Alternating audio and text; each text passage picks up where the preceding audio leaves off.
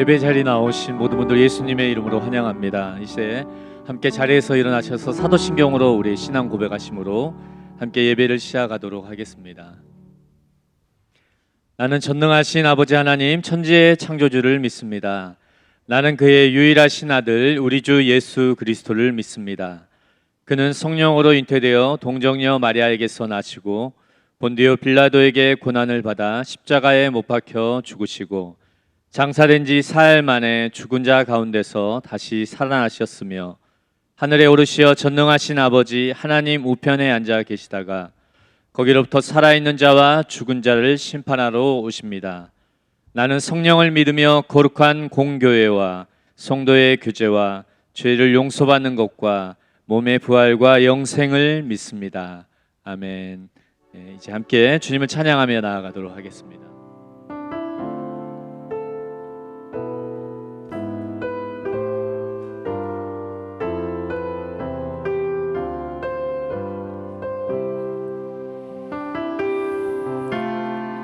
허무한 시절 지날 때 깊은 한숨 내쉴 때 그런 풍경 보시며 탄식하는 분 있네. 그와 같이 너희를 버려두지 않으리. 내가 너희와 영원히 함께하리라. 허무한 시절 지날 때 깊은 한숨 내쉴 때 그런 풍경 보시며 탄식하는 분 있네. 그와 같이 너희를 버려두지 않으리. 내가 너희와 영원히 함께하리라. 성령이 오셨네. 성령이 오셨네. 내 주에 보내신 성령이 오셨네. 우리 인생 가운데 친히 찾아오셔서 그 나라 꿈꾸게 하시네. 삶을 피워내시는 하나님의 은혜. 네, 에베소서 1장 5절 6절 말씀 함께 읽겠습니다. 시작. 그 기쁘신 뜻대로 우리를 예정하사 예수 그리스도로 말미암아 자기의 아들들이 되게 하셨으니 이는 그가 사랑하시는 자 안에서 우리에게 거저 주시는 바 그의 은혜의 영광을 찬송하게 하려는 것이라. 아멘. 여러분, 웨스트민스터 신앙고백 굉장히 유명한 교리문답서입니다. 기독교 신앙의 정수를 담고 있는 문서라고 해도 과언이 아닙니다. 이것의 제1장 1절이 이것입니다. 사람의 본분은 이것이다. 이렇게 시작이 됩니다. 그게 뭡니까? 하나님을 영화롭게 하고, 하나님을 영화롭게 한 게 뭐예요? 그분을 영원히 즐거워하는 것이다. 이렇게 되어 있습니다. 그런데 하나님을 영화롭게 하는 것이 하나님을 영원히 즐거워하는 것이다라는 이 문서의 선언, 그것이 우리의 본분이란 이 선언이 종종 이렇게 오독되고 오해됩니다. 하나님을 영화롭게 하고 그분을 영원히 즐겁게 하는 것이다 라고 오독되고 오해됩니다. 여러분, 두 개는 완전히 다른 것입니다. 하나님은 우리의 본분, 우리를 이렇게 지으셨어요. 하나님을 즐거워하도록 지으셨습니다. 그리고 하나님을 즐거워하는 그 한 사람은요, 하나님을 가장 영광스럽게 하는 한 존재라는 것입니다. 그런데 하나님을 기쁘시게 하려는 것은요, 정반대의 상태를 낳습니다. 이렇게 설명하겠습니다. 여러분, 제가 아버지로서 경험하는 최고의 효도가 뭔지 아십니까? 아이들이 저를 즐거워하는 것입니다. 저의 현존을 즐거워하는 것입니다. 저와의 시간을 즐거워하고 저를 참으로 향유하는 것입니다. 저의 지혜를 필요로 하고 저와의 대화를 즐기는 것입니다. 여러분, 그것이 효도이고요, 아버지로서 제가 진정으로 경험할 영광입니다. 제가 종종 쓰는 표현이지만 퇴근해서 집에 들어가면 거실에 있던 아이들이 다 방으로 들어가면 이건 아버지에게 모욕입니다. 그런데 집으로 들어갔는데 아이들이 방에서 다 나와요. 그걸 같이 있고 싶어요. 그게 아버지에게 진짜 영광인 거예요. 그래서 아버지를 모욕하지 말고 영광스럽게 해야 돼. 그런 관점이 아닙니다. 아버지를 진정으로 즐거워할 수 있는 그 관계가 참으로 아버지의 영광인 것입니다. 아버지를 기쁘게 하기에 애쓰는 아이들을 뭐라고 합니까? 착한 아이 증후군이라고 합니다. 어쩌면 유교적 관점에서 바라본 효도의 개념입니다. 부모를 기쁘게 하게 애쓰라는 것입니다. 그런데요, 이 부모를 기쁘게 하게 애쓰는 아이들은요, 착한 아이 증후군에 걸리게 되고요. 착한 아이 증후군에 나타나는 대표적인 현상이 뭐냐면 자신의 감정과 욕구를 위축시키는 것입니다. 왜냐하면 자신의 감정과 자연스러운 욕구들이 결코 부모를 기쁘게 할 수 없다라는 암시를 받고 있기 때문입니다. 그래서 자신의 감정과 욕구를 부정해버리고 점점 인격이 자아가 박약해지기 시작합니다. 그리고 스스로에게 억압적이 됩니다. 그래서 부모를 즐거워하는 아이가 아니라 부모를 기쁘게 하려는 아이가 되고 맙니다. 여러분, 이것은요 대단히 건강하지 않은 관계이며 이러한 부자 관계, 부녀 관계, 모녀 관계는요 사실 부모에게 대단한 불명예입니다. 여러분의 자녀들이 충만히 살아있는 모습을 볼 때, 생명력 넘치는 모습을 볼 때 사람들이 얘기하게 됩니다. 야, 너희 아버지가 누군지 알고 싶다. 너희 어머니가 누군지 알고 싶다. 참 좋은 분인 것 같다. 여러분, 하나님의 영광이 무엇입니까? 충만히 살아있는 그분의 자녀들의 삶입니다. 파리하게 자아가 지워지고 흑백화되어 있는 영혼이 아니라 생동감 넘치고 살아 꿈틀대는 그 모습을 볼 때, 야, 너희들의 아버지를 나도 알고 싶다. 그게 하나님의 영광이라는 겁니다. 여러분, 성 이레니우스라는 성자여 교부가 있었습니다. 그가 영지주의자들과의 논박을 했습니다. 영지주의자가 뭡니까? 인간을 마치 천사처럼 만들려는 것입니다. 인간성을 부정하고 그저 영적인 존재로만 격상시키려고 한 것입니다. 인간성을 부정하는 그것에 대해 이레니우스는 이단으로 규정하며 이런 놀라운 말을 했습니다.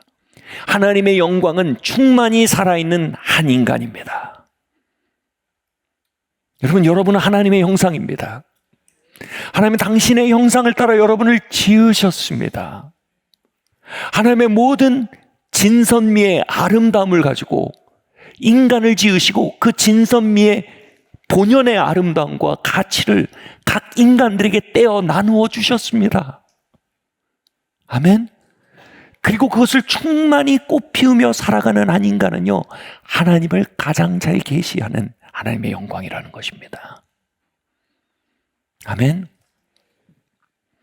그러나 오늘날 그리스도의 몸된 교회 안에 가득한 영적 착한 아이 증후군은요, 하나님이 지으신 형상으로 충만히 살아가며 그 형상을 꽃피우는 아버지의 사랑과 돌봄을 신뢰하며 하나님을 즐거워하는 아이들이 아닌 하나님을 기쁘시게 하기 위해 자신을 억압하고 짓누르고 서로를 억압하고 강박적으로 몰아붙이는, 하나님을 기쁘시게 애쓰는 착한 아이 증후군에 기울어진 모습들을 우리는 어렵지 않게 볼 수 있습니다. 여러분의 본분은 이것입니다. 하나님을 기뻐하는 것입니다. 하나님이 즐거워하시는 것입니다. 이 말은 뭘 얘기합니까? 하나님의 형상으로 지어진 여러분 자신과 화해하는 것입니다.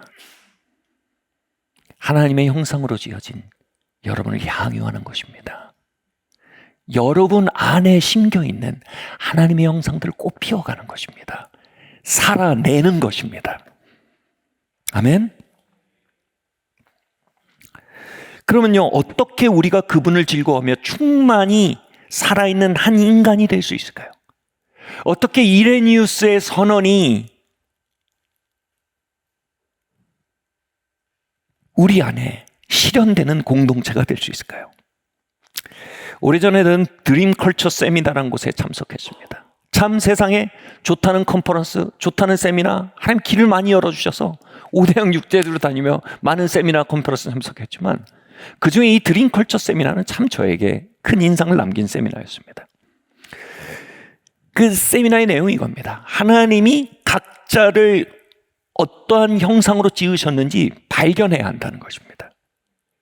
그리고 그 형상을 발견해 그 형상을 꽃피며 그 형상을 살아내는 것이 바로 우리의 부르심을 이루는 과정이라는 것입니다. 이 과정에 대해 아주 인상적인 문구가 있었습니다. 하나님이 저와 여러분을 지으실 때 이렇게 지으셨다고 표현합니다. 하나님이 하나님의 열정과 성품, 하나님의 꿈을 중심에 놓고 그 주변에 영혼을 두르고 육체를 둘러 우리 각자를 지으셨다는 겁니다. 우리의 중심에는 그분의 형상을 살아내고자 하는 소원이 있다는 것입니다. 우리에 넣어둔 하나님의 성품과 하나님의 가치를 살아내고자 하는 열망이 있으며 그 열망을 살아내기에 아주 적합하게 저와 여러분의 성품이 지어졌으며 그 열망을 실현하기에 아주 적합한 방식으로 저와 여러분의 육체가 지어졌다는 표현인 것입니다. 예, 우리는 타락을 경험했습니다. 우리는 파괴되었습니다. 여러분, 여기서 끝난 게 아니지 않습니까? 복음 뭐라고 합니까? 예수님이 오셔서 그 죄를 속하셨습니다. 그 타계와 파락을 돌이키셨습니다. 그리고 우리 안에 성령을 두셨습니다. 그리고 그 깨어진 것을 다시 일으켜, 할렐루야, 다시 그 형상을 꽃피우도록 부름받은 자들이 성도라는 것입니다. 그래서 얘기하는 것이 이것입니다. 우리 각자가 지어진 영혼의 모습들을 회복하고 우리 안에 있는 하나님의 형상들을 발견하고 살아내기 시작할 때 우리는 참된 충족감과 만족과 초월을 경험한다고 얘기합니다. 초월은 뭡니까? 우리가 시간을 살지만 태초에 나를 택해서 지으신 그분의 의도와 열정에 맞게 살아내기 시작할 때 우린 영혼 속에 있는 그분의 미소를 경험한다는 것입니다. 그리고 이겁니다. 아, 내가 이걸 위해 지어졌구나. 아, 이게 나구나. 아, 난 이런 사람이구나. 난 이렇게 살도록 예정된 사람이구나. 무언가 하나님의 디자인을 살고 있다는 그 충족감 말입니다. 그 평안 말입니다. 그 만족감 말입니다. 불의 전차에라는 영화의 주인공이죠. 에릭 리델, 아주 유명한 영국의 이 육상 선수입니다. 그는 정말 독실한 성도였습니다. 그래서 너무 달리길 잘하니까 영국 국가대표까지 돼서 올림픽에 출전하게 됩니다. 그런데 독실한 성도였던 그의 여동생은 에릭 리델에게 걱정하며 말합니다. 아니, 오빠가 그렇게 유명해지고 세상적인 성공을 경험하면 난 오빠가 변질될까 봐 무서워. 그러니까 에릭 리델이 이렇게 말합니다. 얘야, 나는 사람의 평판과 부를 위해 달리는 게 아니야. 나는 하나님이 나를 빠르게 지으셨다는 걸 알아. 그리고 나는 빠르게 달릴 때 그분이 내 안에서 기뻐하시는 게 느껴져. 내가 빠르게 달릴 때 그분이 내 안에서 기뻐하시는 게 느껴져. 그는 빠르게 달리도록 지어졌습니다. 그리고 그분의 형상에 맞는 삶을 살아낼 때, 자신 안에 있는 하나님의 열정을 풀어낼 때, 태초 안에 지으신 형상을 꽃피워갈 때 그는 자신 안에 있는 초월적 즐거움을 만난다라고 말한 것입니다. 여러분, 그 즐거움을 경험하는 자가 어찌 세상에 박수갈채와 세상의 부와 명예에 현혹될 수 있겠습니까? 이걸 심리학자들은요, 이렇게 표현합니다. 자기 목적적 행위라고 합니다. 같이 말할까요? 자기 목적적 행위. 인간은요, 어떤 행위는요, 그 자체가 목적이 되는 행위가 있다는 거예요. 보상을 위해 그거 하지 않아요. 월급 받으려고 그거 하지 않습니다. 평판을 얻기에 그거 하지 않습니다. 명성 얻기에 그거 하지 않습니다. 저의 자기 목적적 행위 중에 하나는 제 아내를 사랑하고 제 아이들을 사랑하는 겁니다. 저는 그 일을 할 때 충만합니다. 저희는 그 일을 할 때 평판을 구하지 않습니다. 그 일한다고 누가 월급 주지 않습니다. 저는 그 일을 위해 존재합니다. 자기 목적적 행위입니다. 그걸 할 때 제가 살아있음을 느낍니다. 이 자기 목적적 행위와 또 다른 차원의 동기가 있다고 합니다. 이거 외적 동기, 외적 보상이라고 합니다. 자기 목적적 행위가 아니라 이걸 하면 월급을 줘. 이걸 하면 사람들이 박수를 쳐. 이걸 하면 실패자란 낙인을 피할 수 있어. 이걸 하면 내가 죽는 것 같아. 근데 주는 보상이 나를 근근히 살게 해. 그래서 하는 건 뭐예요? 외부적 보상, 외재적 동기라고 합니다. 에릭 리델이 말하는 건 뭘까요? 여동생이 말하는 건 뭘까요? 오빠, 나는 오빠가 외재적 보상에 기울어진 사람이 될까봐 두려워. 에릭 리델이 말하는 겁니다. 아니야, 얘야, 이건 나의 자기 목적적 행위야. 자기 목적적 행위를 발견한 사람은 외재적 보상에 기울어지지 않아. 실제로요, 에릭 리델은요, 금메달을 따고요, 은퇴하고 중국 선교사로 갑니다. 그러면서 명성과 부와 평판에 대해서 그는 별로 개의치 않습니다.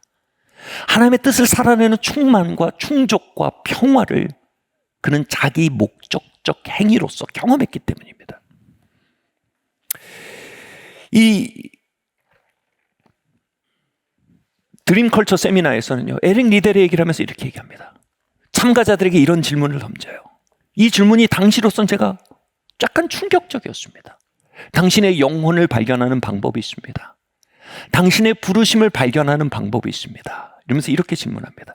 어떤 일이 당신을 살아있게 만듭니까? 영어 표현으로 어떤 일이 당신에게 생명을 줍니까? 직역은 건데요, 좀 의역하면 어떤 일이 당신을 살아있게 만듭니까? 에릭 리델을 살아있게 만드는 행동은 달리기였습니다. 아마 에릭 리델에게 서예를 시켰으면 죽어갔을 겁니다. 에릭 리델에게 노래를 시켰으면 죽어갔을 겁니다. 에릭 리델은 달리기를 할 때 살아나는 사람이었습니다. 여러분의 영혼을 알고 싶으십니까? 여러분의 자기 목적적 행위를 발견하고 싶으십니까? 무엇이 여러분을 살아나게 합니까? 예, 예배가 우리를 살아나게 합니다. 왜요? 우리는 하나님이 예배하도록 지어졌으니까요. 예, 하나님과의 교제가 우리를 살아나게 합니다. 왜냐하면 하나님의 사랑받고 사랑하도록 우리가 지어졌으니까요. 그리고 우리 각자의 특수 부르심이 있습니다. 그건 각자가 다 다릅니다. 저는 최근에 논문을 다시 쓰고 신학 공부를 다시 시작하기 시작했습니다. 이미 9년이나 한 신학 공부지만 이걸 다시 하는데 제가 막 설레는 거예요. 예전에 신학교 다닐 때 기말고사가 되면 제가 너무 좋아하는 시간이 있었어요. 기숙사, 약간 민폐일 수 있지만 기숙사가 아니고 도서관에 구석자리를 점거합니다. 그리고 제가 한 학기 동안 배웠던 신학책을 이만큼 쌓아놓습니다. 그리고 거기 틀어박혀서 집에 가서 2-3시간 자고 와서 그 신학책을 계속 보는 거예요. 시험 보고 싶은 게 아니에요. 그 신학책을 계속 보는데 뭐랄까요? 나 자신이 되는 느낌입니다. 살아있는 것 같습니다. 거기서 뭐 핵심 족보 구해가지고 거기서 무슨 답이 무슨 문제가 나올까 이런 걸 하지 않아요. 이미 학점이라는 외부적 요인이 아니라 그 자체가 절 살아있게 합니다. 그래서 그렇게 신학책을 보고 신학자들의 사상을 접하고 그 안에서 저의 영적 체험을 정리하고 언어화하고 균형 잡게 하고 분변력을 올리고. 여러분 그거 하면 죽어가시는 분들 많아요. 전 살아납니다. 왜요? 저는 신학자로 지어졌습니다. 신학도로 지어졌어요. 무엇이 여러분을 살아나게 합니까? 두 번째로요, 말씀드렸듯이 제 안에는 아버지가 되려는 기질이 들어있습니다. 최근에는 한 커플과 대화하다가 아이들의 교육과 진학을 놓고 막 혼돈스러워하는데 제가 이렇게 대화를 하는데 구름이 걷히고 명료해지는 경험을 했다고 합니다. 왜냐하면 제가 아이들을 키웠었잖아요. 제가 조금 일찍 그 길을 갔기 때문에 많은 참고가 됐던 것 같아요. 근데 그 순간을 보는데 제가 살아있음을 느끼는 거예요. 왜요? 저는 아비가 되도록 지어졌어요. 누군가에게 지혜를 주고 삶의 힌트를 주고 그들의 디투어를 줄여줄 수 있을 때 저는 살아있음을 느낍니다. 저는 아비가 되도록 지어진 존재입니다.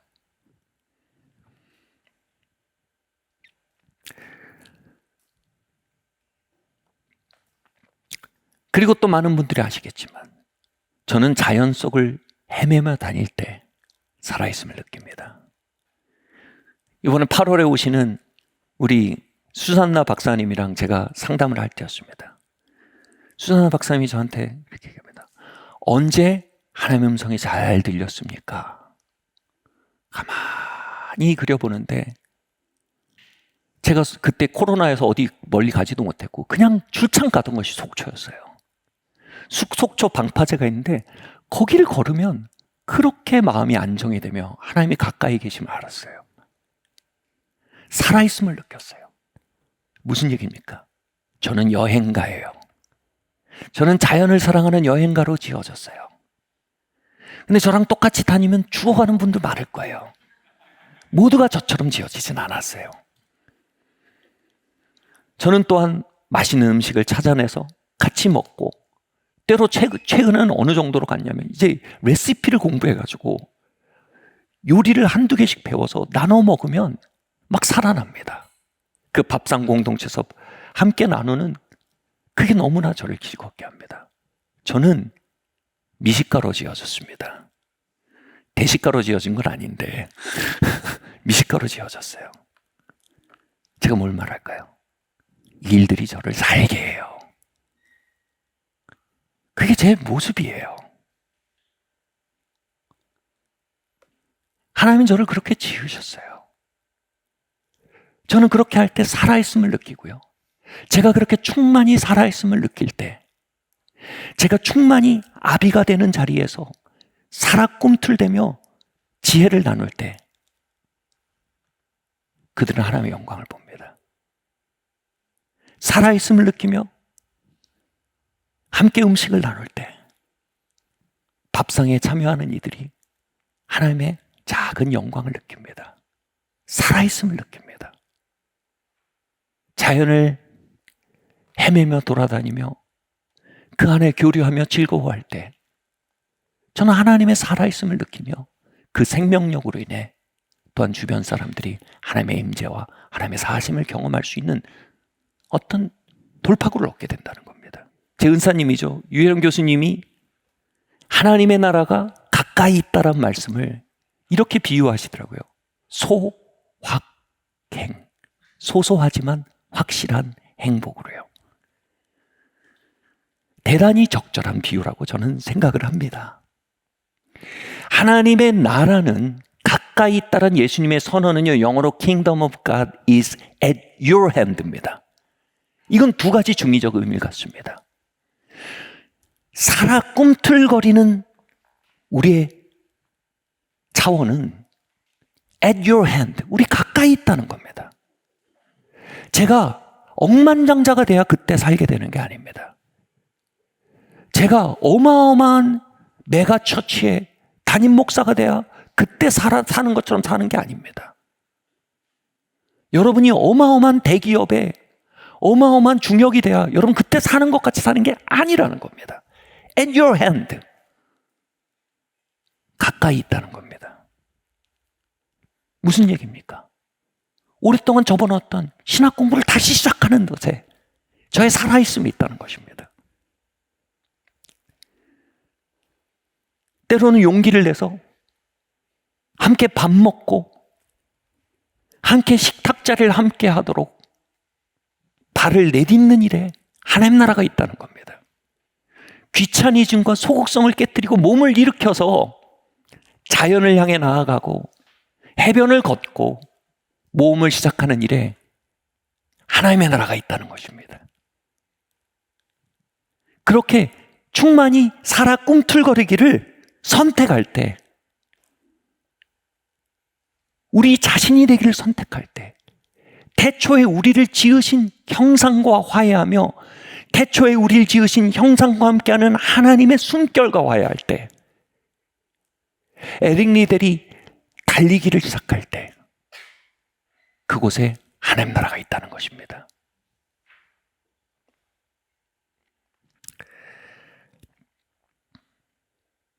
그리고 at your hand란 말은 두 번째 의미를 가져요.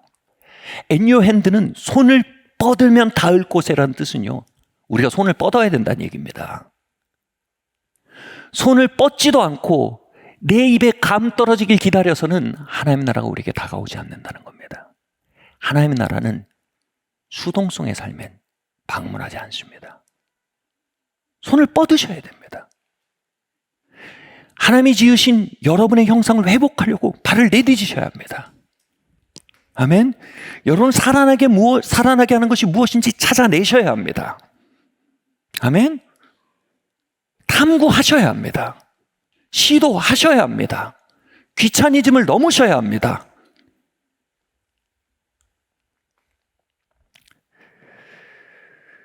TV에 한 아버지가 이런 얘기를 하는 걸 들었는데 굉장한 지혜를 담고 있었어요. 유치원을 가는 자기 아들에게 이렇게 인사한답니다.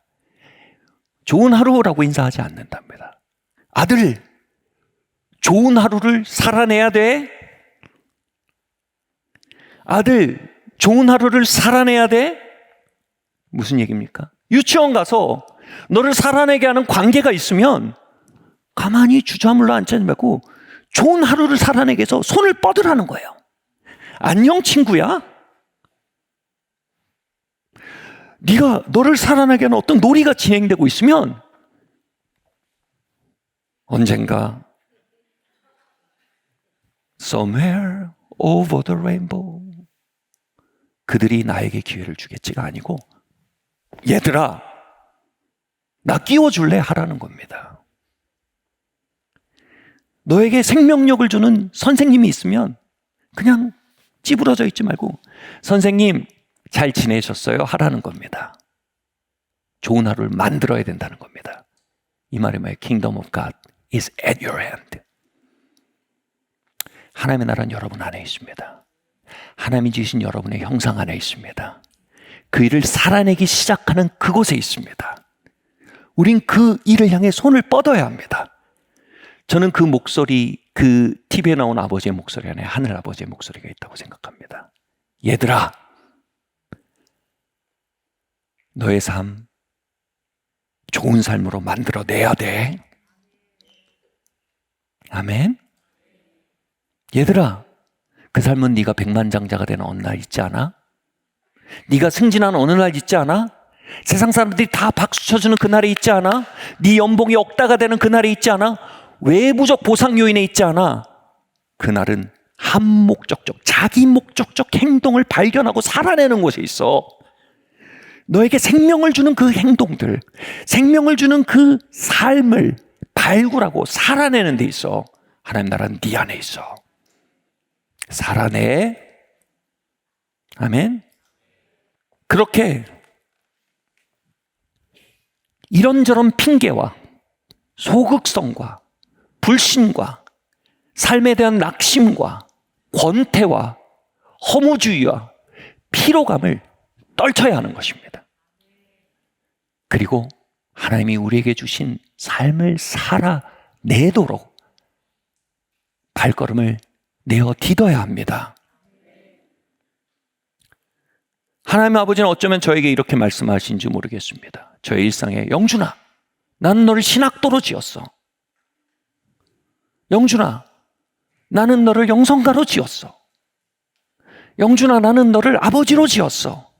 영준아, 나는 너를 모험가로 지었어.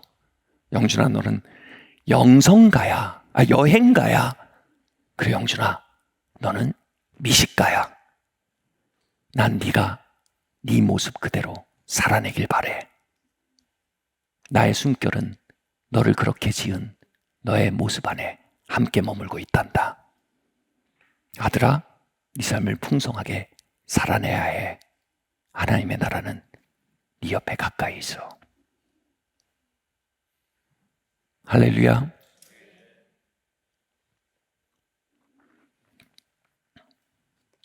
우린 외부적 보상에 대해 결정권을 가지고 있지 않습니다. 외부적 보상의 유무가 우리의 하나님 나라의 양을 결정하게 할 수도 없습니다. 하나님이 주신 부여의 시작은 이것입니다. 자기 목적적 행위들. 그것은 분명히 우리의 삶의 어마어마한 가능성으로 우리의 삶 주위를 넘실거리고 있음을 발견하시기 예수 이름으로 축원합니다. 요한일서 2장 15절 17절 말씀 함께 읽겠습니다. 시작. 이 세상이나 세상에 있는 것들을 사랑하지 말라. 누구든지 세상을 사랑하면 아버지의 사랑이 그 안에 있지 아니하니 이는 세상에 있는 모든 것이 육신의 정욕과 안목의 정욕과 할렐루야. 이생의 자랑이니 다 아버지께로부터 온 것이 아니요 세상으로부터 온 것이라. 이 세상도 그 정욕도 지나가되 오직 하나님의 뜻을 행하는 자는 영원히 거하느니라. 아멘.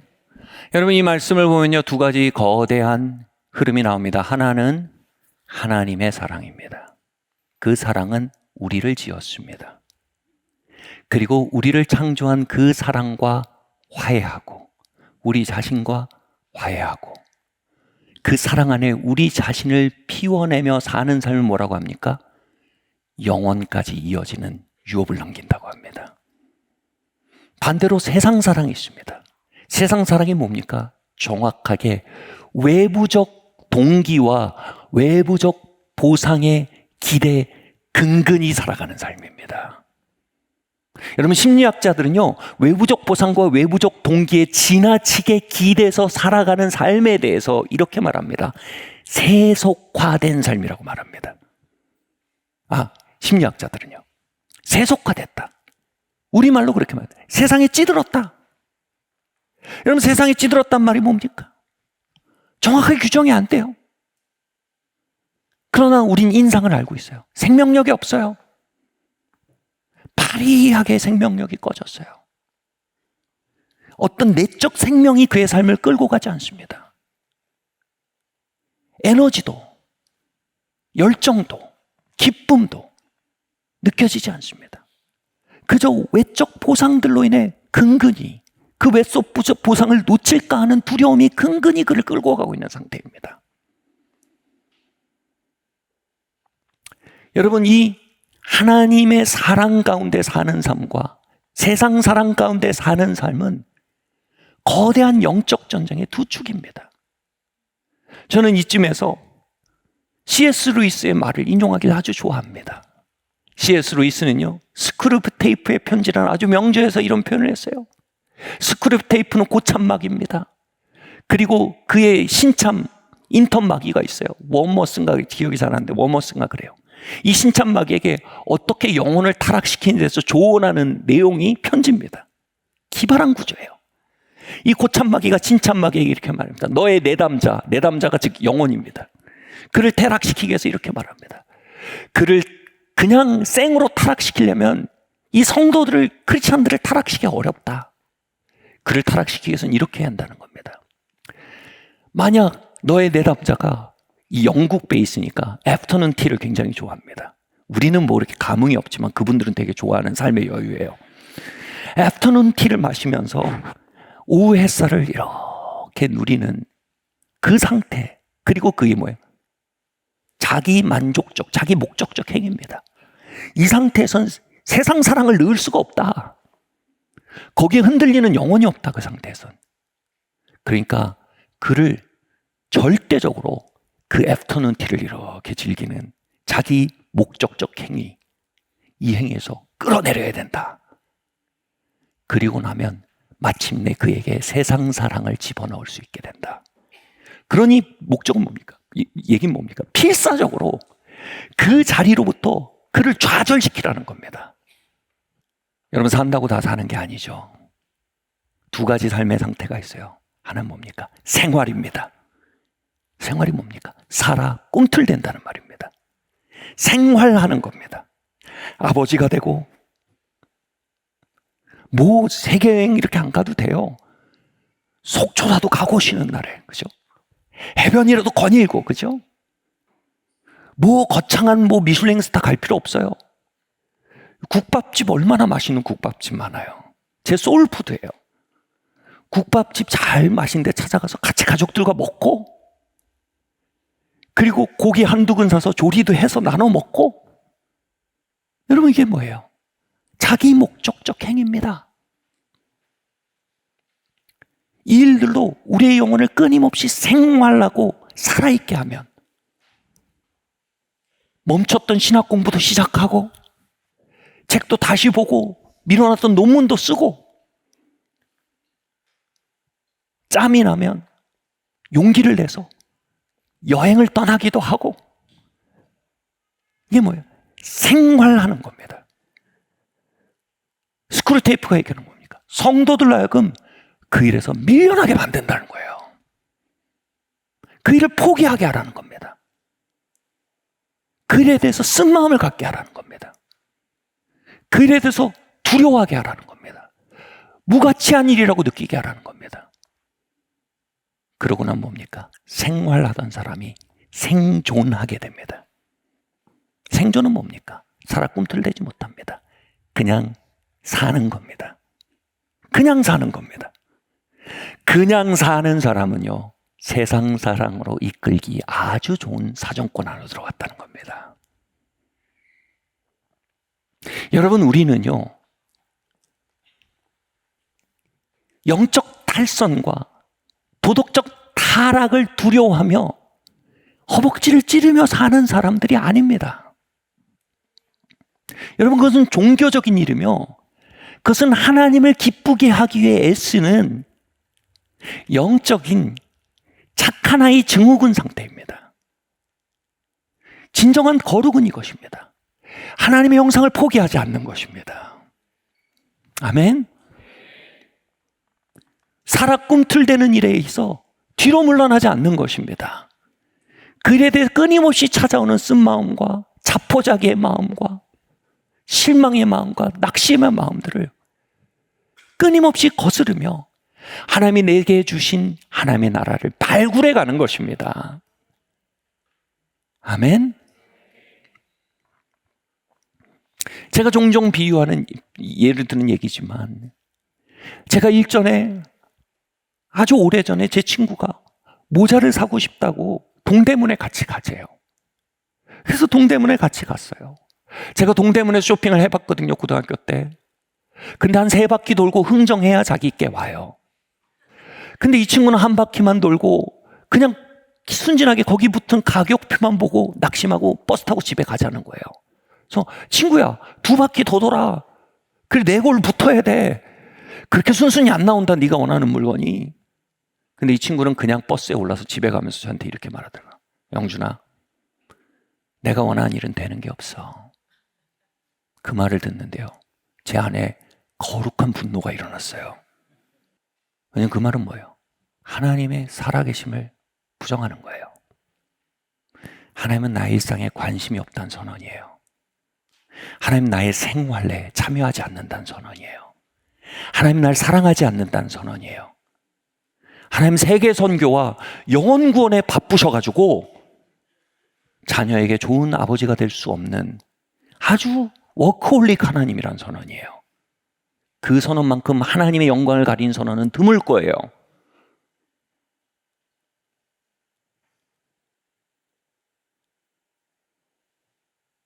아주 어처구니 없는 소리일 수 있지만 그 자리에서 하나님의 선하심 믿는다면요, 그 자리에 기회를 주신 하나님의 사심을 신뢰하면요, 3바퀴는 돌아봐야 되는 거 아닙니까? 말이라도 붙여봐야 되는 거 아닙니까? 그러다 뭐 덜컥 얻어 걸리는 게 쇼핑 아닙니까? 그 선하심이란 게 날 잡아잡소 하고 이렇게 방문하지 않더란 말이에요. At your hand. 여러분, 그 낙심 속에, 그 불신 속에, 그 하나님에 대한 실망 속에 스크류 테이프에 조언이 들어있는 겁니다.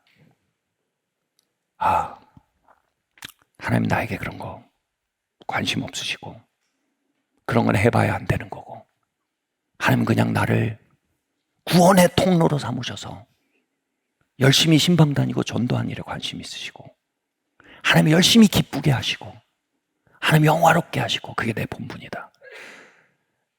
좋습니다. 잘못된 거 아니에요. 제가 말한 건 뭐예요? 더 나은 길이 있다는 것입니다.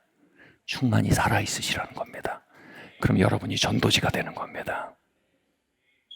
아멘. 충만히 살아있는 한 인간은 최고로 하나님의 영광을 반사하는 통로입니다. 우리 한번 우리의 영혼을 개방해 봅시다.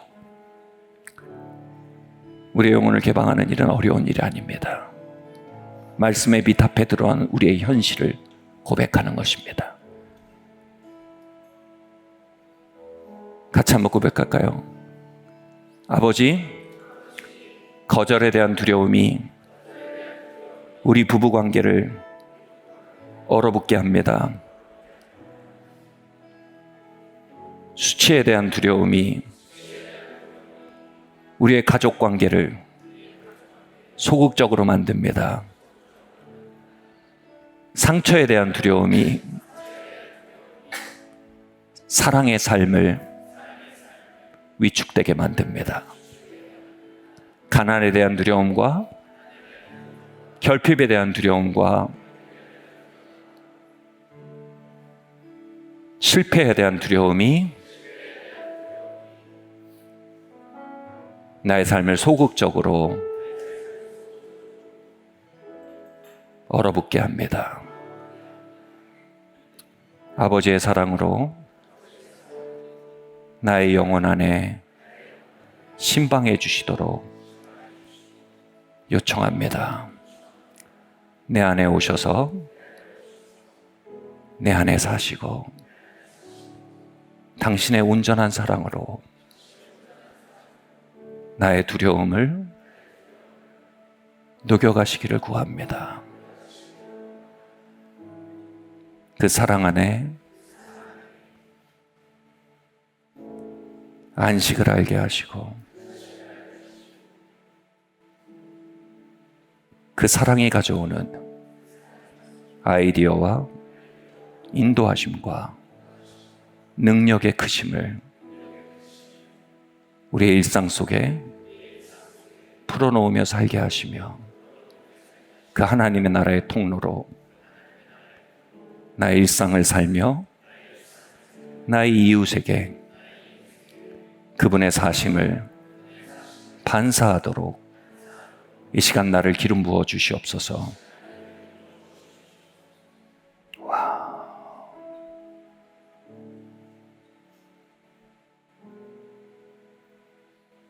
예수님의 이름으로 기도합니다.